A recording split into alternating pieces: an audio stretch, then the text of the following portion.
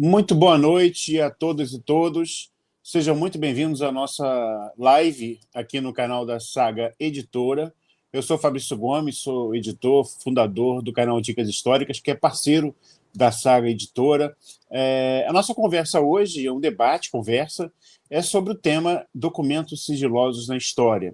E hoje nós temos a honra de reunir aqui dois pesquisadores que mergulharam, abordaram arquivos diplomáticos, telegramas, relatórios secretos para reconstruir episódios aí que foram muito importantes na história recente do Brasil. De um lado, nós temos o professor João Roberto Martins Filho, né, autor desse livro aqui, Segredos de Estado, está na minha mão aqui, também publicado pela Saga Editora.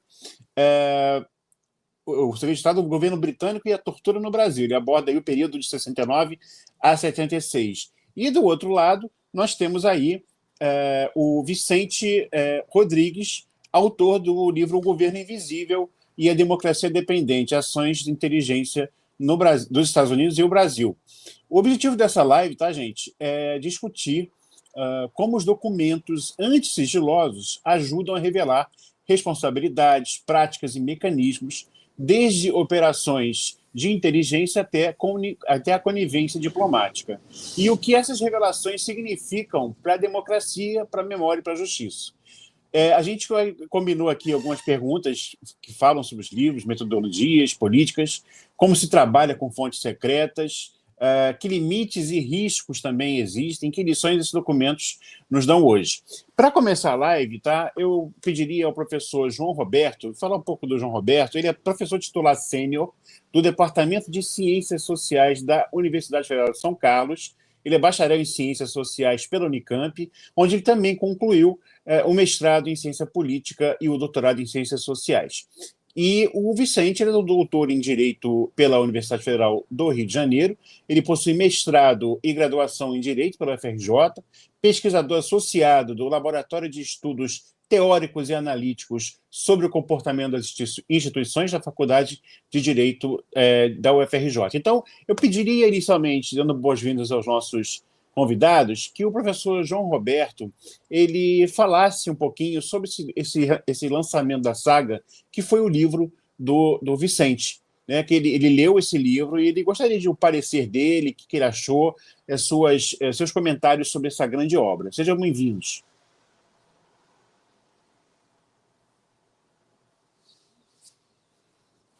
Eu vou colocar o livro para comentar brevemente, porque eu acabei hoje de ler o livro. Efetivamente, no finalzinho é que eu consegui chegar a um comentário que me parece relevante. Mas, antes de qualquer coisa, eu queria dizer que o livro é um excelente trabalho. Ele procura desenvolver, não é, a tese do Bobbio, que fala de um criptogoverno, não é? O Bobbio realmente, eu tinha já prestado atenção a isso num projeto, eu usei o Bobbio como referência, que o Bobbio realmente tinha tocado nessa questão dos aparelhos de informação, dos órgãos de inteligência, como a espionagem, vamos dizer assim, como um limite possível à democracia, e esse limite poderia ser enfrentado, dentro do conceito que Bobbio tem de democracia, ele poderia ser enfrentado com a revelação ou os vazamentos e coisas assim, que eles chamam de desocultamento, não é? Mas, apesar de começar com o Bobbio, a reconhecer a importância que ele teve na ciência política, nesse estudo dos órgãos de inteligência, o Vicente não se consegue, vamos dizer assim, não se contenta com essa abordagem, e a partir de um conceito, que é o conceito de dependência do Rui Mauro Marini, ele trabalha muito bem esse conceito, como também trabalha o conceito do Bobbio, para entrar na questão da inteligência a partir da dependência, não é? Evidente, quer dizer, para ser bastante simples, o Brasil não tem a capacidade de espionar os países de primeiro mundo que os países de primeiro mundo têm de espionar o Brasil, não é? Então, a partir daí, ele vai analisar, então, o caso brasileiro, não é?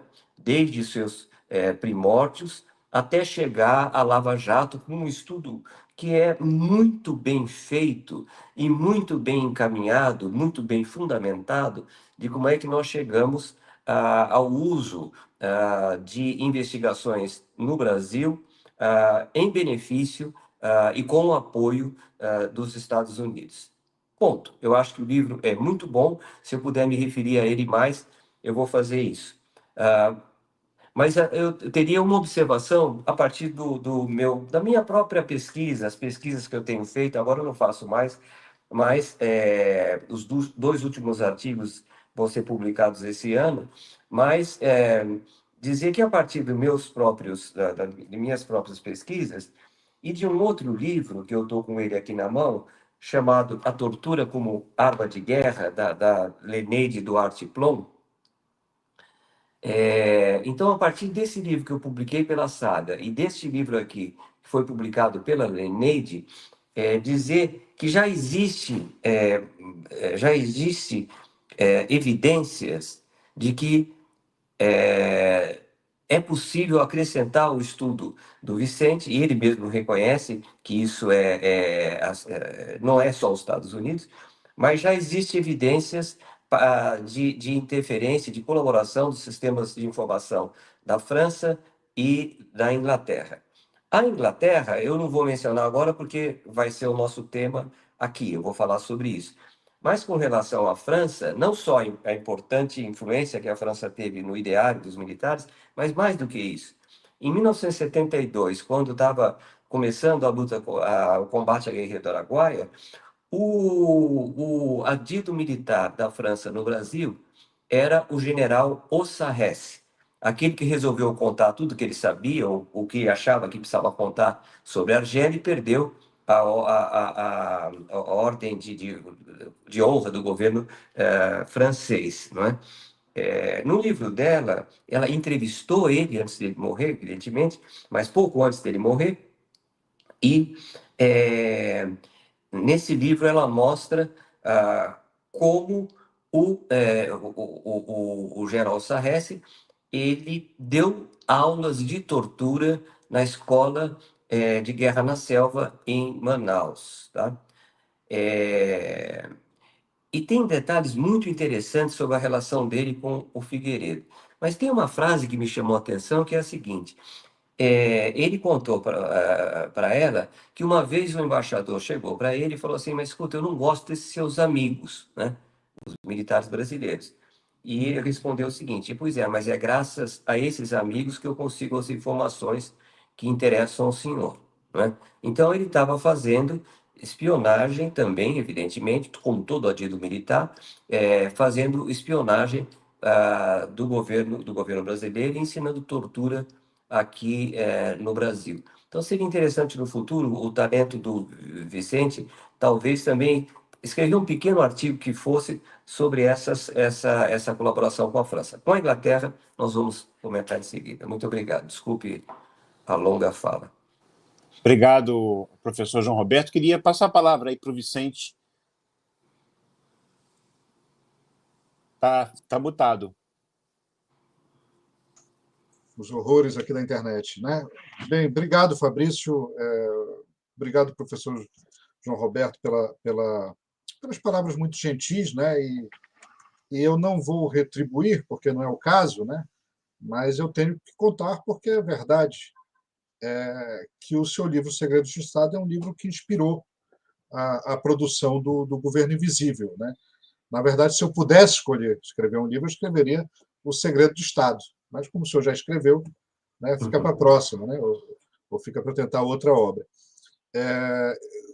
Eu também queria fazer só um comentário, porque o nosso tema é documentos sigilosos, né? E claro que a gente talvez venha a discutir aqui as limitações dessas fontes documentais que a gente usa, né? Os cuidados no tratamento dessas fontes, mas tem uma passagem do livro, que eu não vou dar spoiler aqui, mas que decodifica uma fala do Geisel a partir de uma informação de arquivo, né? O Geisel ele fala a respeito do troço inglês, e eu não vou partir, não vou falar mais nada, até para deixar a curiosidade de quem tiver interesse em adquirir O Segredo de Estado, mas de como é emocionante ler no livro ver essa decodificação de uma fala que parece meio sem sentido, ou um negócio que fica muito misterioso, e a partir da pesquisa, né, a gente que a gente possa chegar, né, numa informação consistente a respeito do que ele estava se referindo. Sobre os comentários que o professor João Roberto faz a respeito do livro, né, esse é um livro da área do direito, né, e realmente, quando eu uso Bobbio, de certa forma, foi um reencontro, digamos assim, com a minha própria formação, né, na graduação. Sou um sujeito que começa a se formar nos anos 90, e Bobbio ele era quase que hegemônico, digamos, no período. Hoje ele está um pouco desprezado até, pelo menos no campo do direito, até acho que injustamente, mas a minha principal preocupação era não fazer, no Brasil, um livro de direito dos Estados Unidos, ou da Inglaterra, ou dos países centrais, né? Que não repetisse, por exemplo, não porque não seja importante, né? Mas porque já tem muito trabalho a respeito disso, uma espécie de tradução mal feita da realidade norte-americana para a brasileira, né? Onde a gente ia discutir só os direitos individuais, as preocupações a respeito da intimidade, da vida privada, da honra e da imagem. Novamente, não é que não sejam importantes, mas eu procurei realmente deslocar, né, a discussão, porque eu achava e acho que é uma teoria interessante, ou que é uma contribuição interessante, que é a do Rui Mauro Marini, que, por curiosidade, né, foi aluno da minha faculdade também, né, que é a Faculdade Nacional de Direito, da UFRJ. Ele não se formou lá, ele se desencantou com as letras jurídicas, né?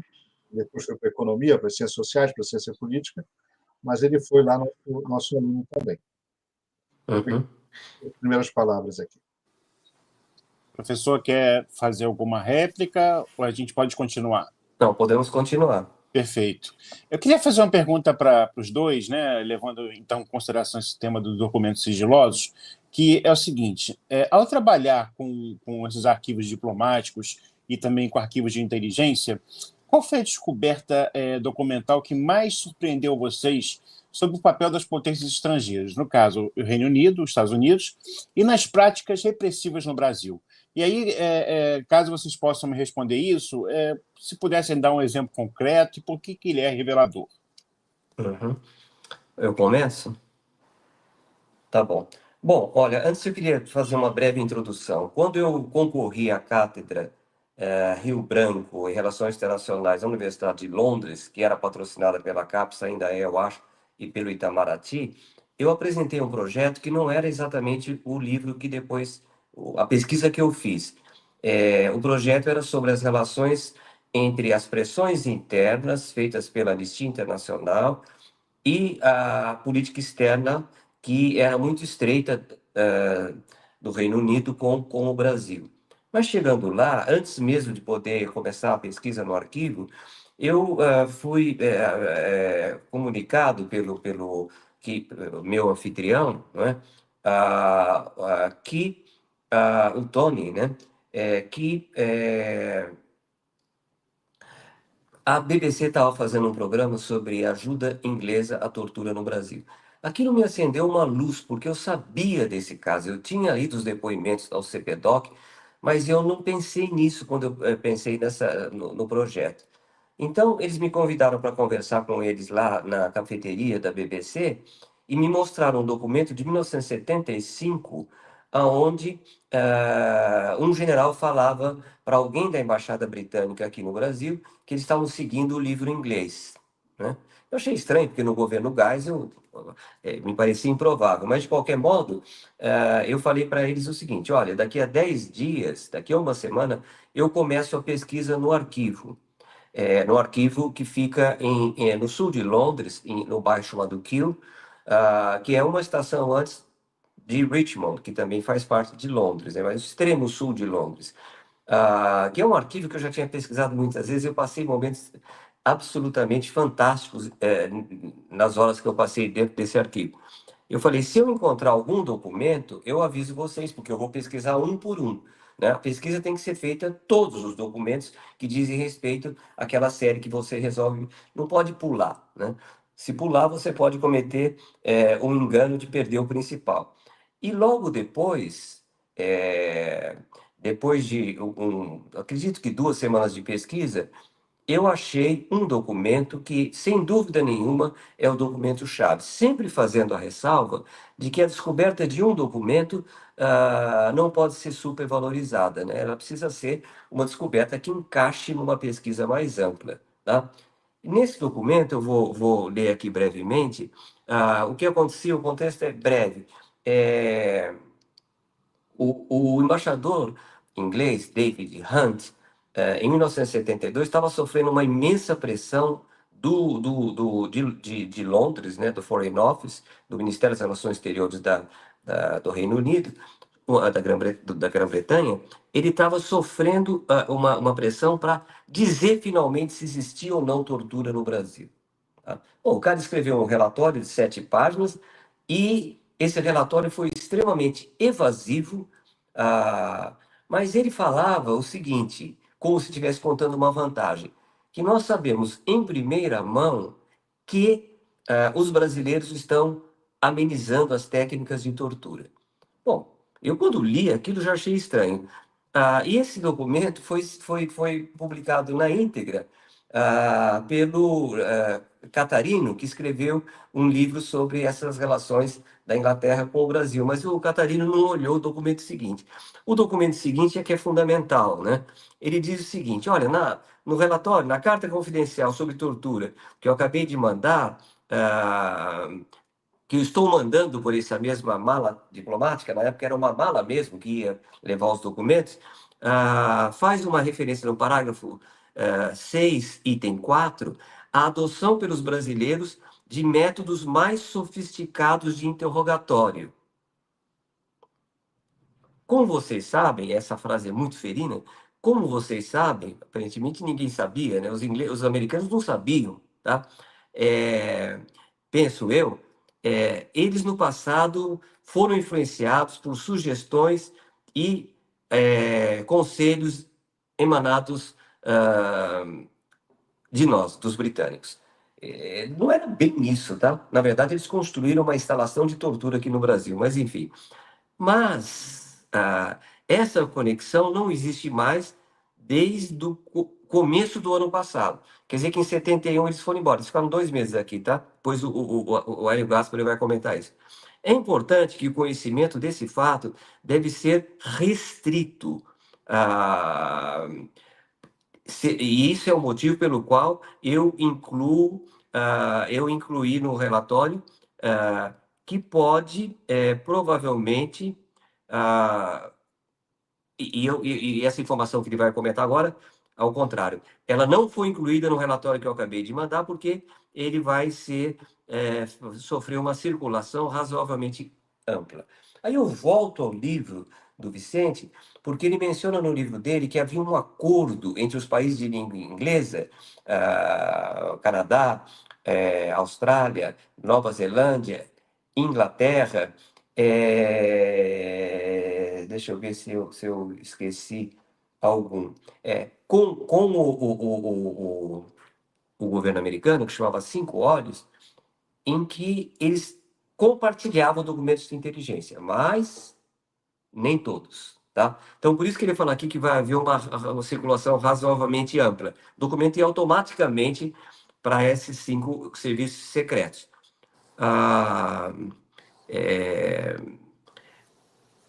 Isso, então, mostra que, às vezes, eles escondiam informações do próprio acordo de 5 olhos. E, ao mesmo tempo, confirma que os ingleses, mesmo depois de todas as evidências, escondiam o apoio que eles deram à ditadura, mas, principalmente, agora estão escondendo que esse apoio foi ao ponto de construir centro de tortura no boicote do Rio de Janeiro. É isso. Esse é o documento mais Vicente, importante. obrigado, professor Vicente. Essa é uma revelação, a todos que nos ouvem, né, uma revelação de fato marcante, né, e não vou dizer reescreve a história, né, mas pelo contrário, ela traz luz, né, e compreensão para o período, que a gente sabe há algum tempo, naturalmente, da influência francesa na tortura. Mas, por exemplo, foram esses achados, né, que trouxeram à luz a questão da influência inglesa na tortura. Respondendo a mesma pergunta do professor João Roberto, mas com outro enfoque, uma das coisas que talvez mais tenha me impressionado, eu vou tentar articular 2 documentos. Primeiro, uma tabela que foi publicada no relatório Church, né, que é aquele relatório dos anos 70, que expõe algumas das ações mais impressionantes da CIA, né, algumas até quase que inacreditáveis, como tentativas de montar programas de controle mental a partir da utilização de drogas psicotrópicas e outras coisas tão bárbaras quanto, né? Mas tinha uma tabelinha nesse relatório Church que trazia uma espécie de distribuição a cada dólar investido em inteligência, quanto era dedicado para cada região do mundo. E a América Latina, né, como um todo, ela aparecia lá embaixo, com custo muito barato, né? E isso parecia muito, digamos assim, de cada dólar iam 2 centavos ou 4 centavos, eu não me lembro agora o valor preciso, mas era uma coisa baixinha em relação a essas ações aqui na América Latina. E eu passei um tempo para entender ou fazer as pazes com essa informação, considerando a influência, né, digamos que era desproporcional em relação ao valor investido, né? E a explicação que eu chego é exatamente essa conexão dos serviços, né? Como o professor João Roberto colocou, existe aquela esfera mais reservada, né, que não é distribuída nem no Five Eyes, né, nos 5 olhos. Outra camada já aparece a França, que de fato é um país que não pode ser subestimado nesse campo. Aliás, quando o nosso VLS, né, que é o veículo lançador de satélites, explodiu lá na base aérea de Alcântara, o que se pegou de vigilância efetiva de espionagem, né, naquele processo não foi exatamente dos Estados Unidos nem da Inglaterra, mas sim da França, né? Esse nosso aliado preferencial, ainda hoje, inclusive nas questões, ou pelo menos nas questões de segurança ou na articulação internacional do nosso governo. Então, o primeiro aspecto é esse. O segundo, se eu puder combinar, é uma ficha conceito de um sujeito estranho chamado Ronald James Waters, que foi, por assim dizer, o bode expiatório da explosão da bomba na OAB e na Câmara dos Vereadores, né, no Rio de Janeiro. A explosão da OAB que vitimou famosamente, né, a secretária do presidente, e que foi objeto, inclusive, de investigação na Comissão Estadual da Verdade. E essa ficha chamada ficha conceito, né, que é um tipo de documento que o SNI produzia, ela trazia várias informações sobre o personagem, né, quem era retratado, algumas muito engraçadas, como, por exemplo, orientação ideológica. Se fosse a favor da ditadura, era denominado democrata, né? Então, você tem sempre que ler com cuidado esses documentos. E uma das informações que aparecia lá, e que eu não tinha essa informação, nunca tinha visto referida antes, é que esse Ronald James Waters, ele era um agitador, né? Desde primeira hora do golpe, até antes do golpe. Ele estaria envolvido em ataques à bomba contra o pavilhão da União Soviética, na Feira de São Cristóvão, isso ainda na década de 50, e que havia uma desconfiança dos serviços de inteligência brasileiros de que ele atuava como agente duplo com os serviços de inteligência dos Estados Unidos. O que eu quero dizer é que, ao mesmo tempo, né, parece que o Ronald James Waters era uma espécie de super-homem. Não era. Ele foi pego, em determinado momento, numa comissão de sindicância, porque teria tentado furtar umas garrafas de vinho que estavam sendo analisadas na Embrapa, ou seja, um negócio meio depreciado também, meio esculhambado, né? Porque esses serviços, como eles operam muito nas sombras, eles também são celeiro de gente muito próxima ao crime também, né? Principalmente em regimes ditatoriais. Então, é essa a principal revelação, por assim dizer, né? que é o baixo custo pela conexão com esses serviços, né? E com os interesses sustentam, né, esse tipo de coisa aqui no Brasil, e uma figura como essa do Ronald James Watts, que para mim é muito representativa de que a gente não pode nem subestimar nem superdimensionar a atuação desses agentes. Ao mesmo tempo, né, e quando eu falo subestimar, aí eu passo uma terceira informação rapidamente, que me impressionou muito, é a questão do que a gente falou dos 5 olhos, dos Five Eyes, é a questão das compras governamentais na área de segurança, eu sei que na área de defesa, eu sei que o professor João Roberto tem um investimento, né, de pesquisa nessa área e de atuação na área da defesa. E eu fiquei muito impressionado do avião presidencial, né, ele utilizar um sistema de telefonia que passava, né, por essas empresas dos Five Eyes, o que é praticamente uma garantia, né, de grampo. Enfim, é isso que me impressionou mais na pesquisa. Perfeito. Eu queria perguntar para vocês dois como vocês avaliam a qualidade e também os limites das fontes, né? Há lacunas deliberadas, documentos destruídos ou informações contraditórias que dificultaram reconstruir a sequência dos eventos que vocês pesquisaram, professor João Roberto?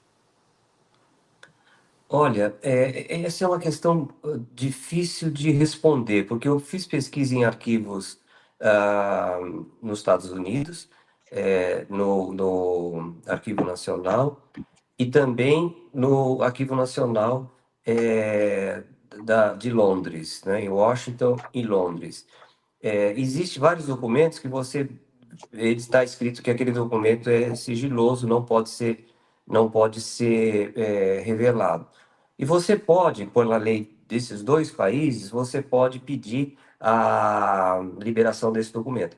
Mas pela minha experiência na Inglaterra, onde eu fiquei mais tempo, então eu podia esperar, eles negavam, né? Negavam dizendo, seja porque falava alguma coisa da família real, que é protegido, seja porque a pessoa envolvida nessa informação está viva, seja porque poderia causar problemas nas relações da Grã-Bretanha, do Reino Unido, com o país que você estava pedindo do documento, quer dizer, no caso do Brasil.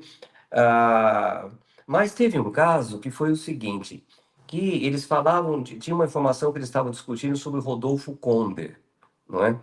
E eu tinha.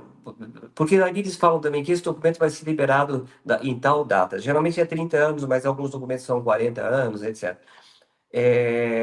Mas para mim não dava, né, para esperar mais 10 anos. Mas no caso do Rodolfo Konder, quando eu cheguei ao Brasil, ele faleceu. Então, eu escrevi para eles dizendo que, mandando um artigo em inglês dizendo que ele tinha falecido. Eles, em meia hora, liberaram o documento para mim, está citado no meu livro. Tá? Então, eu já tinha saído de Londres, mas a Camila Salles, que era minha orientanda, estava na época em Londres, ela foi lá no arquivo de Kew e ela conseguiu esse documento e eu publiquei. Mas é interessante o que eu vou falar agora. No caso do Brasil, todo mundo sabe que tem muito documento que sumiu ou ainda não foi liberado. Vou contar dois casos muito brevemente. Em primeiro lugar, com relação é, a esses documentos que existem no caso do Brasil, que eu pesquisei muito esses documentos para escrever um livro sobre a Guerra das Malvinas, às vezes me parece que tem mais documento acessível no Brasil do que nos Estados Unidos e na Inglaterra. Por quê? Porque no caso do Brasil, hoje, o Vicente pode me confirmar, ou pode me corrigir, tem muito documento secreto. E nesses outros dois países é muito difícil encontrar um documento secreto. Você pode encontrar, tá? Alguém pode ter liberado esse documento. Mas, também tem um outro caso que diz respeito ao que aconteceu com o arquivo sobre as Malvinas. Eu fui lá no arquivo do Itamaraty e todos os documentos confidenciais, eles não estavam disponíveis. Bom, então o que eu podia fazer, né?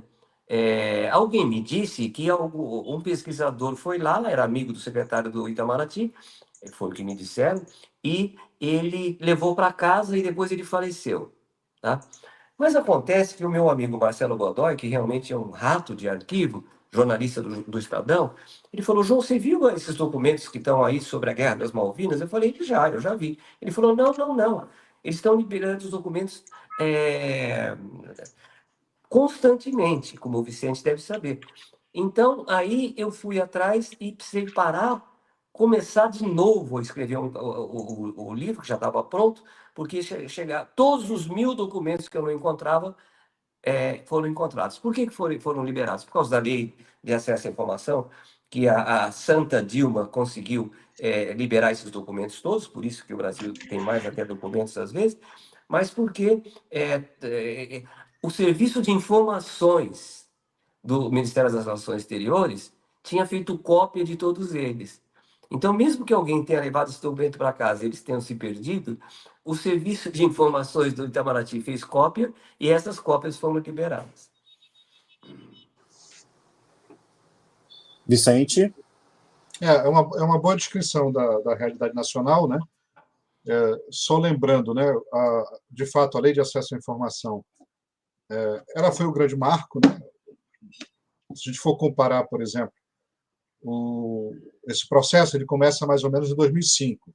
Então, antes disso, o que o Arquivo Nacional tinha, digamos, no acervo, era basicamente o Serviço de Censura de Versões Públicas, né, que fazia a censura das obras de arte, dos programas televisivos, que é um acervo muito interessante também, e a DSI do MJ, que é a Divisão de Segurança e Informações, né, que é o órgão da SNI lá dentro do MJ. Por quê? Porque o MJ, nesse caso, usou o Arquivo Nacional meio como arquivo, né?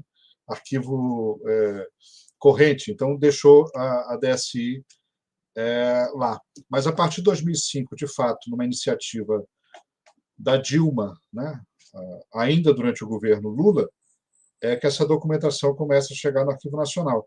Só que ela chega com alguns problemas. Primeiro, ela era gigante, né? Então, quem fez pesquisa, por exemplo, em 2005 e fez em vamos dizer 2016 ou 2017, né? Certamente se surpreendeu. Mas como que eu não... Se essa documentação já estava lá? É porque também o advento da Comissão Nacional da Verdade, né, foi também importante nesse processo, porque a partir da Comissão Nacional da Verdade é que se obteve os recursos, junto ao Ministério da Justiça, é bem verdade, para digitalizar todo esse acervo que estava no Arquivo Nacional. Um acervo muito gigante, né, não controlado, né, ele não permite que o pesquisador, muitas vezes, chegue à informação. Com todo o acervo digitalizado em OCR, numa base de dados na internet, apareceu coisa que ninguém esperava. Antes de eu entrar no tema das lacunas, né? Sim, só concordar com a questão das cópias, né? Que a Divisão de Segurança do Ministério das Relações Exteriores fez, né? E, na verdade, quando se pensou em abrir essa documentação da ditadura, se sabia que muita coisa estava destruída, ou tinha sido desviada, ou está na mão de não sei quem, né? Mas uma das esperanças, ou dos trabalhos que foi feito, é exatamente trabalhar com a questão da difusão e redifusão da informação. Vou dar um exemplo aqui da minha terra, o Maranhão, né? Eu estava em missão pelo Arquivo Nacional uma vez e visitei o Arquivo Público do Estado do Maranhão e encontrei lá fichas da documentação da Polícia do Maranhão, fichas de militantes argentinos que não aparecem na documentação da SNI, sendo que a SNI é que mandou para lá. Ou seja, essa documentação já foi, digamos assim, conservadoramente, né? Não foi entregue ao Arquivo Nacional, mas ela está lá no acervo de uma polícia militar lá no Maranhão, porque a informação foi difundida e redifundida. Informação, por exemplo, de jornalistas, que muitas vezes faz o caminho contrário, ou seja, você encontra no SNI, mas não encontra no órgão que enviou. Então, antes de falar das lacunas, também acho interessante comentar que nesses sistemas de informação, né, você tem níveis, né?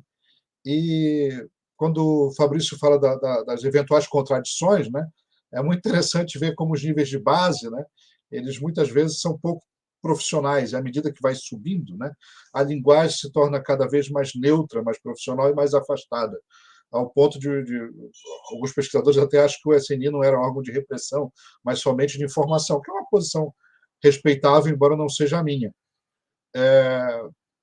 Então, é bem interessante essa disparidade.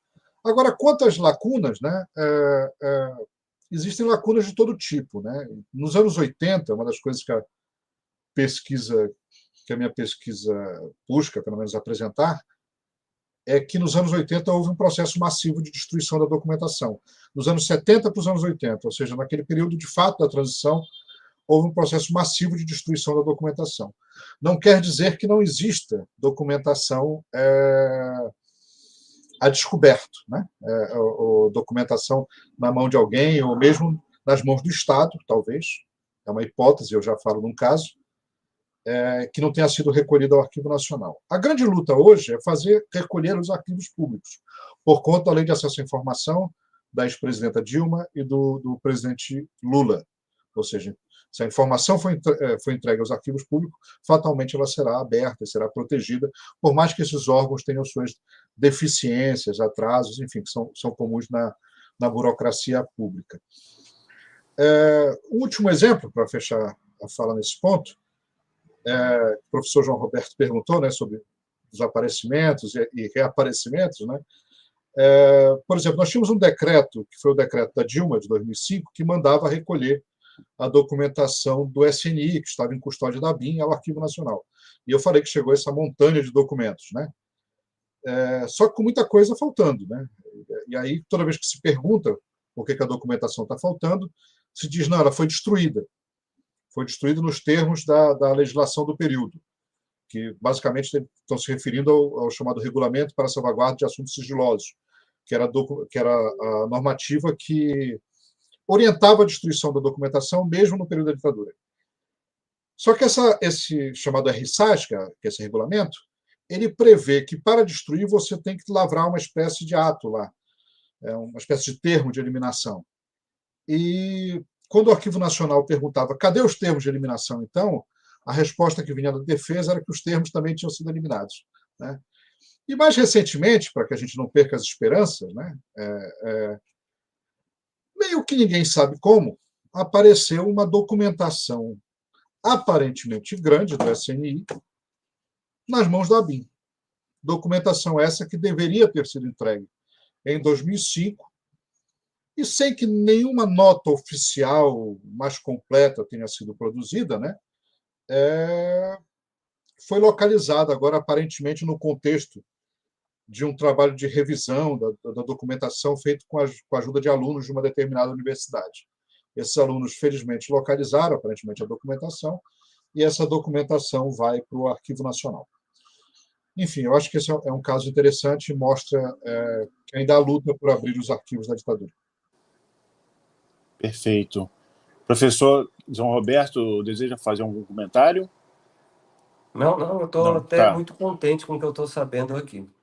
Perfeito. Eu queria perguntar para vocês dois, muitos capítulos, né, tratam de episódios, por exemplo, como sequestros, ameaças, operações, e aí me vem a pergunta, assim, como é que os documentos de arquivo permitem, né, distinguir entre o relato diplomático, né, por exemplo, a segurança da embaixada, e o que realmente acontecia nos porões da ditadura?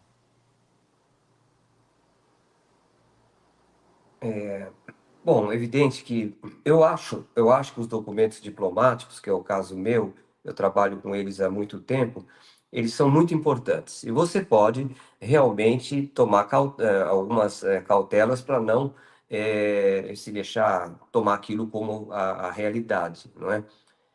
Mas veja bem, se eu fosse me basear nos documentos ingleses, britânicos, né, eu diria que não havia tortura no Brasil, porque é isso que eles falavam.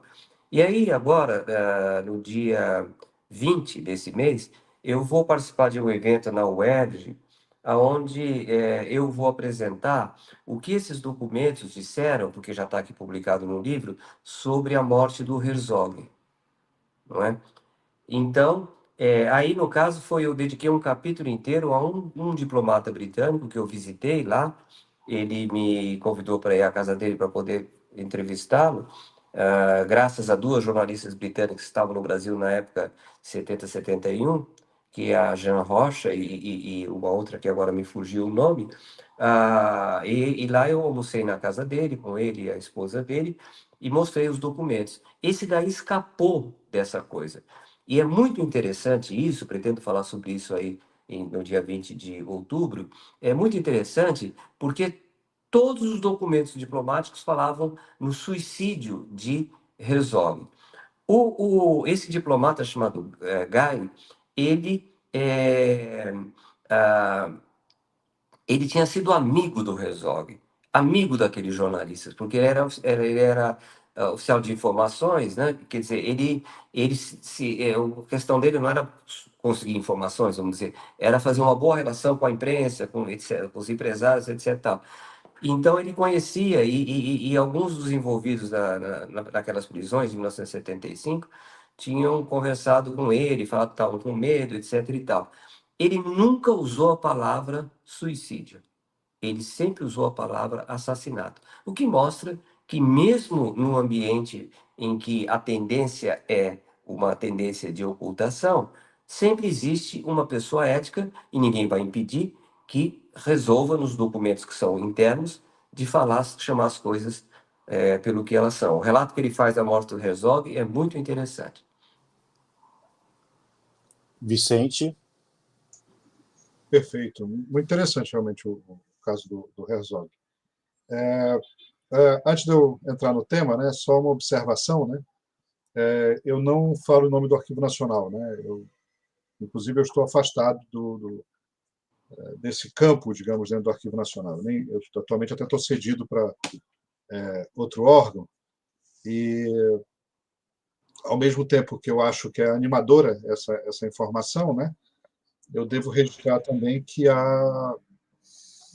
eu saiba, e eu, enfim, acompanho isso também como uma forma de pesquisa, né, nenhum novo documento foi integrado à base de dados do Memórias Reveladas nos últimos 3 anos. E eu acho isso realmente uma pena. Eu espero que essa documentação em breve seja integrada, de alguma forma, porque existe hoje, né, para a realidade que a gente tem de pesquisa e tal, faz uma diferença grande. Como fez, por exemplo, diferença a atuação do Arquivo Nacional no período da Comissão Nacional da Verdade. Isso é uma coisa mais de bastidor burocrático, né?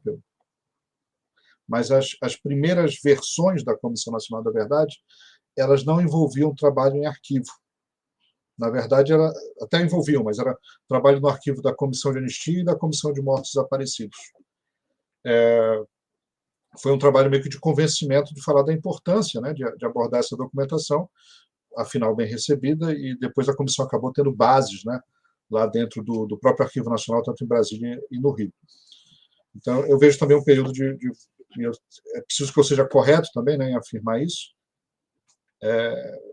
para não dar uma impressão rosácea, né, em relação a essa questão dos arquivos da ditadura. Eu vejo problemas graves nas políticas públicas, na política pública nacional atual em relação a isso, o que é uma pena. Em relação à questão da documentação, da veracidade, né, eu já me referi à questão como os níveis de base, eles às vezes são um pouco profissionais, né? Teve um caso famoso no norte do país, que é o caso dos padres franceses, lá, que estavam atuando numa região muito conflagrada lá do Pará, né? E se você pegar os documentos da agência regional do SNI, que é a ABE, Agência Belém, né? As agências eram com o nome das capitais, você encontra quase xingamentos, né, para os padres, palavrão, e à medida que a documentação ela vai subindo de nível, eu falei, a análise vai ficando cada vez mais fria. A grande dificuldade, realmente, desse trabalho, né, é a pesquisa. Né? Você não pode, naturalmente, tomar uma documentação dessa de inteligência, né, com valor, digamos, prima facie, né, se está escrito 20, lá você acredita que é 20. É a própria pesquisa que ela vai fortalecer a sua convicção do valor desse documento, da importância dele, de que ele não é um caso meio aberrante, né, de que ele está conectado a outras coisas. Bem, eu acho que é mais ou menos essa colocação que eu faria. Perfeito.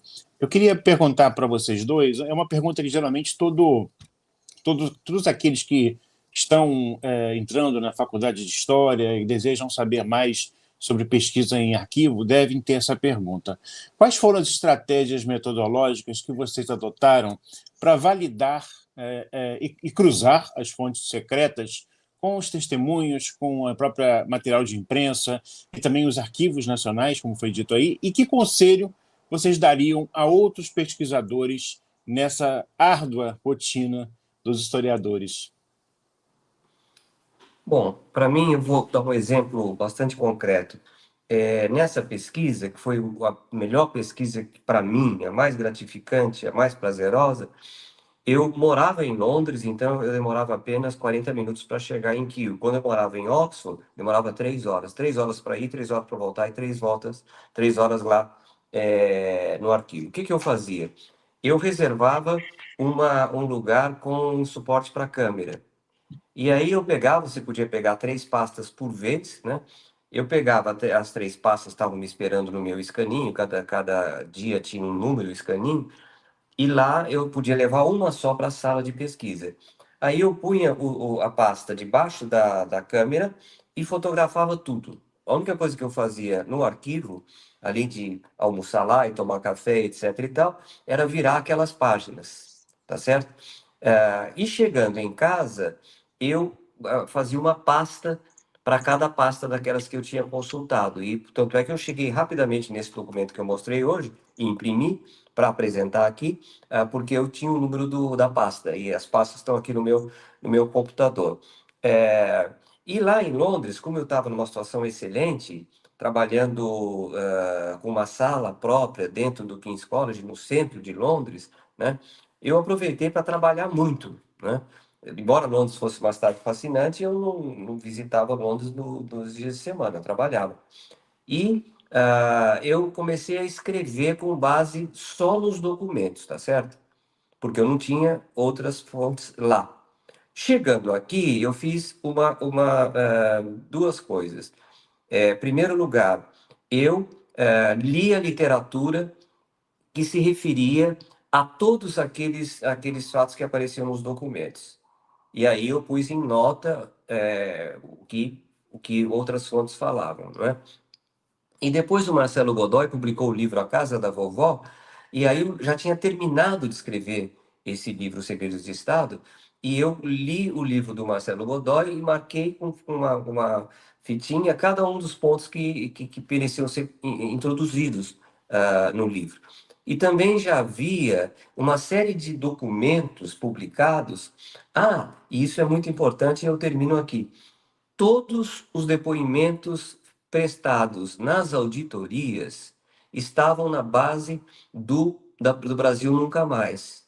Então, cada vez que citava o nome de uma pessoa, não, eu fiz o seguinte: eu pesquisei essa base de depoimentos das auditorias e procurei várias palavras-chave que me permitiam dizer que esses caras tinham sido torturados no Rio de Janeiro e que eles tinham sido torturados pelo aquilo que a gente chama de método inglês. Em poucas palavras, colocar o capuz, colocar as pessoas em temperaturas que oscilam muito, de extremos de quente para frio, servir refeições em momentos totalmente desencontrados, né? Café da manhã servido às 7 e às 8 horas serve o almoço, e barulhos intensos para basicamente a pessoa perdesse a confiança nos sentidos dela. É, então, eu cheguei acredito, não tenho certeza, mais ou menos a 58 brasileiros tinham passado por essas técnicas de tortura. E depois eu procurei essas pessoas, né? Algumas ficaram extremamente desconfiadas, né? Uma delas me perguntou: como é que você conseguiu o meu telefone? Eu falei: na internet. Você participou de uma reunião em tal lugar e aqui está o seu número de telefone, etc e tal. E eu tinha sido aluno, inclusive, do marido dela. Eu falei isso. Bom, mas com essas 4 checagens aí, eu podia dizer que eu não estava comprando a versão dos arquivos britânicos diplomáticos. É isso.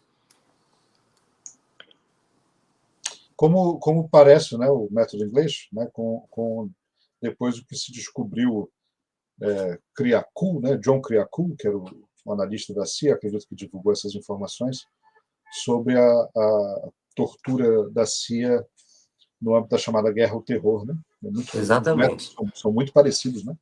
Uhum.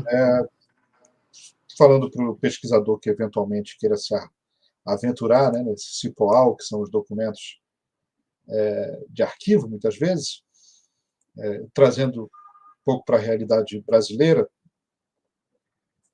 Quem quiser estudar os acervos do SNI, da ditadura militar brasileira, eu acho assim, que a primeira coisa que o professor João Roberto falou foi que é preciso se assenhorar do tema, né? Não adianta entrar nos arquivos desarmado, né? É preciso ter um certo domínio do tema, e esse domínio vem pela leitura, né? Vem pela literatura especializada, pelos pesquisadores, pelos trabalhos acadêmicos, pelos artigos. Se nunca vai ser um negócio exauriente, a gente sempre deixa passar uma coisa ou outra, às vezes do lado, até só uma historinha rápida.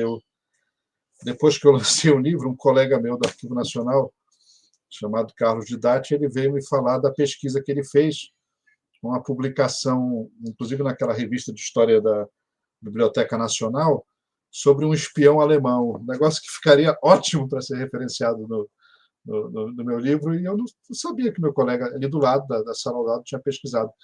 Então, nunca vai ser exauriente, né? A gente sempre vai deixar passar uma coisa ou outra que é muito boa, muito interessante, mas é preciso fazer se assenhorar, né, desses conhecimentos.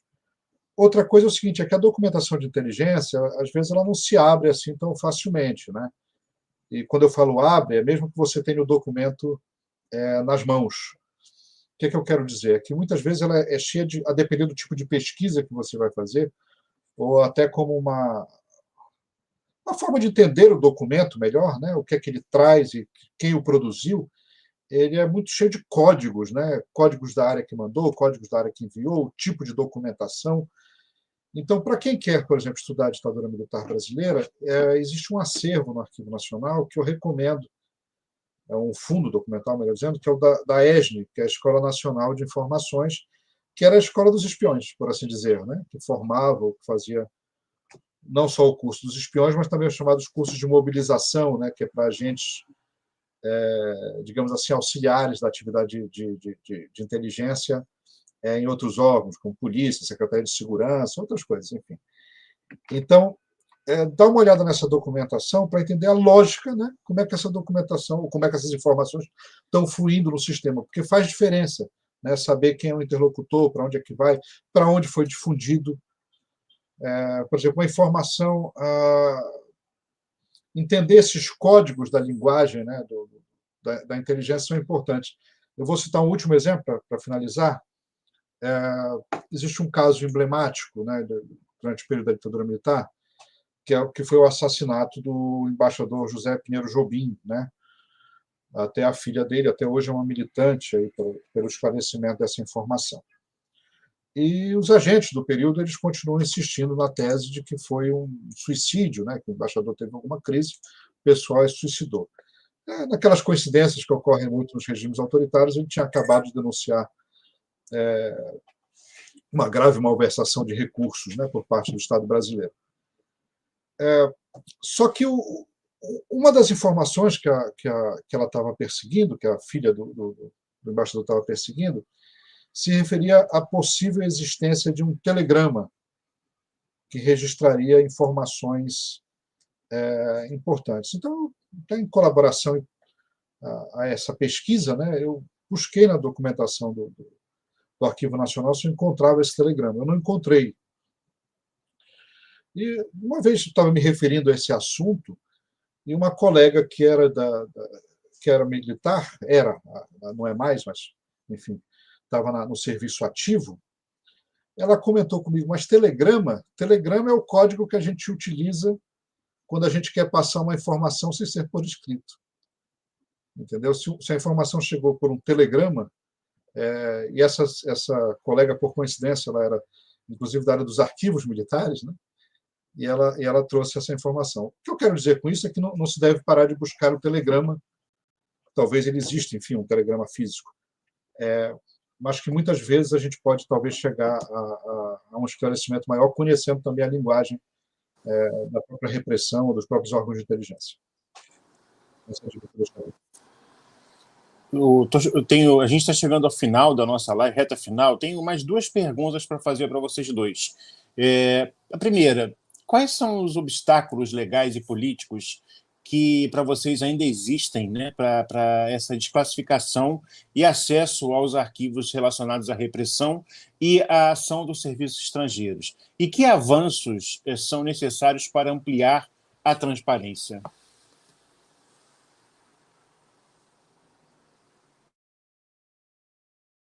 Eu acho que aí, basicamente, o Vicente já respondeu. Eu vou me eximir, então, de voltar a esse assunto. Passo a palavra para ele.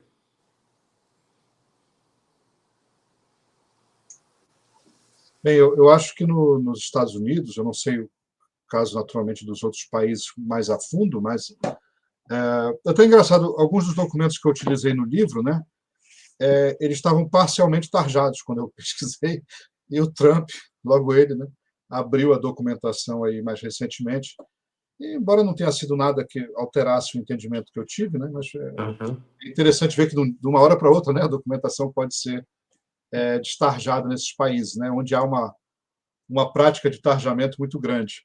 Então, é um desafio. Existe uma lei nos Estados Unidos que impede a identificação dos agentes, né, de inteligência desse país. Portanto, nenhuma documentação que traga esses nomes jamais vai ser desclassificada, eu acredito. Não no nosso tempo de vida, pelo menos, né? Então, tem esse limite, né? No Brasil, os nossos desafios, só para falar também rapidamente, eu concordo que eu já tratei do assunto, é que a gente tem a dificuldade de fazer políticas públicas consistentes em diversas áreas, né? E na área de arquivos não é diferente, na área dos arquivos da ditadura militar também não é diferente. Eu lamento, né, até trazer esse dado, mas o governo Temer foi um governo de desarticulação nacional muito grande, né? Eu acho que eu posso falar isso. Mas naquela bagunça, digamos, que era também um governo improvisado, né? A gente conseguiu avançar, e isso não é mérito do governo, é mérito de determinados agentes públicos, até dirigentes, alguns, né? Mas não é uma política do governo, né? Não foi uma política do governo. O governo Bolsonaro, não, é um governo de retrocesso, de ataque, mas que é curioso, porque é um governo que tem dificuldades também para, digamos, colocar determinados quadros em determinadas áreas. Eles não têm os quadros, digamos assim, ou todos os quadros para gerir, por exemplo, um arquivo nacional.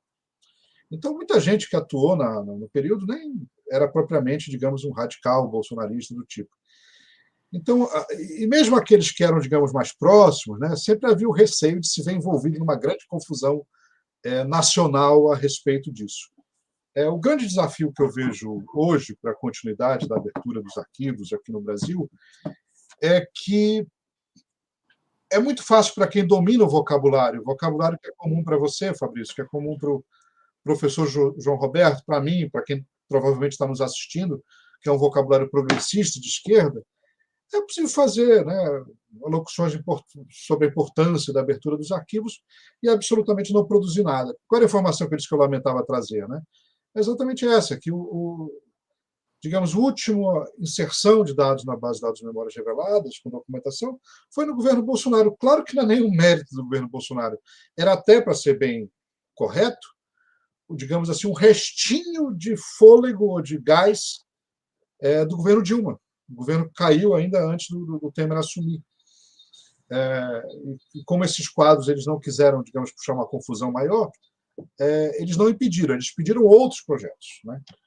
E o fato disso ter parado é uma coisa que eu lamento muito e, por mais que não seja, às vezes, conveniente ou agradável, né, eu tenho sempre que me referir, toda vez que eu tenho a oportunidade de falar em público, eu falo da importância de continuar com a integração dos acervos, mas integração de verdade, não cosmética, não de discurso, entendeu? Porque numa área que é um pouco técnica, né, que é a área dos arquivos, que tem o seu próprio patuá, como tem o direito, tem a história, tem a ciência política, é meio fácil você enganar, digamos assim, ou fazer uma declaração de efeito simpática para a imprensa quando é só uma ação publicitária, não tem nenhuma eficácia prática.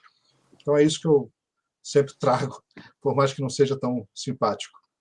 A gente tem um comentário aqui da Inês Estampa que corrobora com isso que vocês falaram.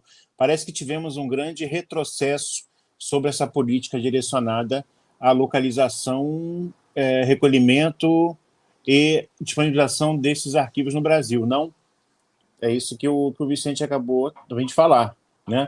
Eu também queria, então, a última pergunta para vocês dois. Olhando para o presente, com os órgãos de inteligência modernos, né, como, por exemplo, a própria ABIN, e com as memórias democráticas em disputa, quais são as lições concretas e também as prioridades que vocês apontariam para a proteção da democracia sem abrir mão da segurança legítima?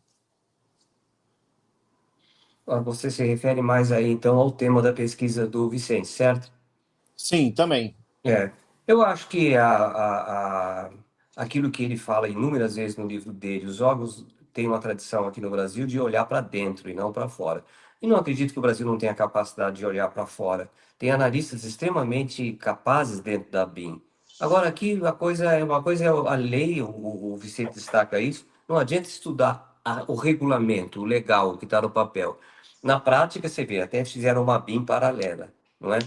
Mas eu acho que os países precisam de informação, o presidente da República precisa de informação e outras autoridades também. Isso tem que ser feito como analistas, né, de informações, que estão todas aí hoje em dia quase que disponíveis, extremamente qualificados. Eu conheço pelo menos uma pessoa dentro da BIM, muito jovem, que é extremamente qualificada naquilo que ela faz, deve ter muitos outros.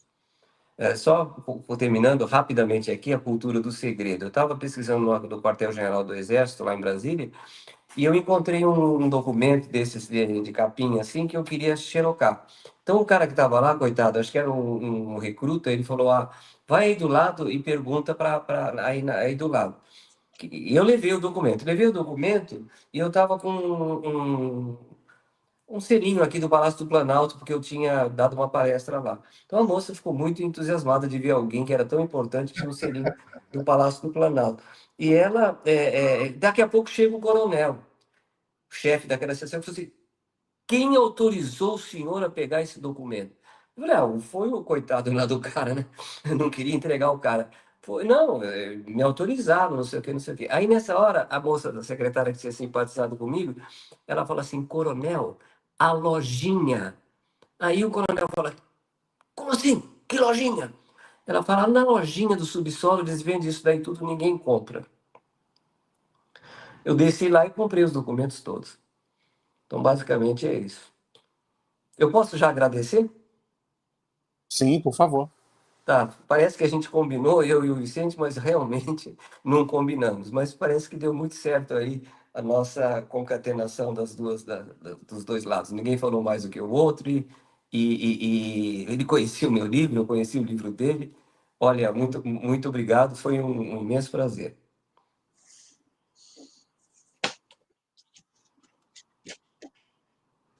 Obrigado. Eu me permito, antes de me despedir, só contar uma história que parece com essa do professor, mas invertida, né? Que é eu acho que foi no período da segunda eleição da Dilma, e o país estava quente, né? A gente já estava sofrendo aqueles primeiros embalos, né, do que ocorreria depois em 2016. Foi uma eleição difícil, né? Já tinha passado 2013, e foi um pesquisador lá no Arquivo Nacional de Brasília, né? Na verdade, é a nossa hoje Superintendência Regional do Arquivo Nacional em Brasília. É uma divisão do Arquivo Nacional que funciona em Brasília. O Arquivo Nacional tem sua sede no Rio de Janeiro e uma superintendência no Distrito Federal. E eu não sei o que aconteceu exatamente, mas talvez animado com os debates políticos nacionais, né, o pesquisador não, perdão, o técnico do Arquivo Nacional resolveu conjecturar para o pesquisador que talvez aquela documentação não estivesse acessível porque a Dilma não tinha deixado. Eu acho que era uma documentação sobre a presidenta Dilma, entendeu? E não tinha absolutamente nada a ver, a documentação estava aberta, não sei o quê, mas deu em todos os jornais depois. E é engraçado como o debate nacional, quando está nesse clima de racionalidade pura, né, como é que ele se processa. Parte do público, grande parte do público, acreditou e acusou o Arquivo Nacional, principalmente aqueles que eram ligados, digamos, aos setores conservadores. e parte do público não acreditou também que isso era verdade, que a gente estava retendo documentos da presidenta lá para não causar dano na eleição, e nos apoiou por algo que a gente nunca fez, que foi deixar de dar acesso à documentação, seja por A ou por B, por questão eleitoral. Então, acontece esse tipo de coisa realmente na burocracia, né? Até hoje eu não sei porque que o colega lá, certamente, talvez animado aí com os debates políticos, faz isso. Bem, terminar agradecendo o convite feito pelo Fabrício, a gentileza e a participação do professor João Roberto, que realmente, para mim, é muito estimulante. Obrigado, é isso. Boa noite a todos que nos assistem, todos e todas. Tchau. Bem, e a gente está encerrando essa live aqui. Eu queria agradecer ao João Roberto, ao Vicente, pelas respostas aí tão importantes, necessárias, né? Obrigado também a todos que nos acompanharam nessa live. Hoje nós vimos como os documentos que durante décadas, né, eles ficaram sob sigilo, podem reconstituir responsabilidades, desmentir narrativas oficiais e oferecer bases para a memória e justiça. Mas também vimos os limites desses documentos, as lacunas, a destruição, os silêncios que ainda precisam ser enfrentados. Fica aí o convite para você que está acompanhando, né? Leiam os livros dos nossos convidados, Os Segredos de Estado, O Governo Britânico e a Tortura no Brasil, do professor João Roberto Martins Filho, e O Governo Invisível e a Democracia Dependente, Ações de Inteligência dos Estados Unidos e o Brasil, do Vicente Arruda Câmara Rodrigues. Eles mostram com fontes e argumentos porque abrir os arquivos não é mera curiosidade acadêmica, mas um passo essencial para a democracia. E se você tem perguntas que não deu tempo de fazer, anote elas aí, coloque aqui nessa live que a gente depois retorna para você. Então, pessoal, encerramos com uma ideia muito... Eu queria encerrar essa live com uma ideia muito prática, né? A exigência de uma transparência é uma tarefa coletiva para pesquisadores, para jornalistas, para movimentos sociais e parlamentos também têm papéis complementares. Obrigado novamente a vocês dois aí, aqueles que acompanharam, uma boa noite e até a próxima live. Tchau, pessoal.